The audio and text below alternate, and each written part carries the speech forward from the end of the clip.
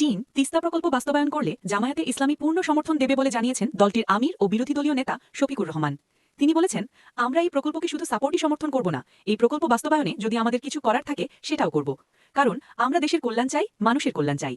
আজ মঙ্গলবার সকালে নিজ নির্বাচনী এলাকা ঢাকা ১৫ আসনের আদর্শ উচ্চ বিদ্যালয় মাঠে দুস্থদের মাঝে ফুড প্যাক বিতরণ অনুষ্ঠানে শফিকুর রহমান একথা বলেন।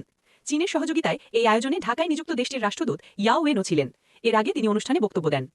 তিস্তাকে বাংলাদেশের উত্তরাঞ্চলের কান্না উল্লেখ করে অনুষ্ঠানে জামায়াতের আমির বলেন, আমরা এই কান্নার অবসান চাই, কিন্তু অতীতে এটার বাস্তবায়ন কেন হয় নাই এটা সবাই বোঝে, শিশুও বোঝে।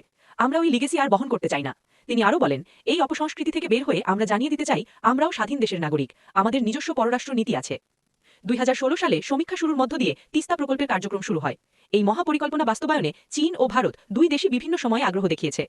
অনুষ্ঠানে চীনের সঙ্গে বাংলাদেশের দীর্ঘ ৫০ বছরের কূটনৈতিক সম্পর্ক রয়েছে উল্লেখ করে জামায়াতের আমির বলেন, ১৯৭৬ সালে চীন বাংলাদেশকে আনুষ্ঠানিক স্বীকৃতি দেয় এবং তখন থেকে শুরু করে চীন বাংলাদেশের অন্যতম বৃহৎ আন্তরিক পার্টনার ও উন্নয়ন অংশীদার।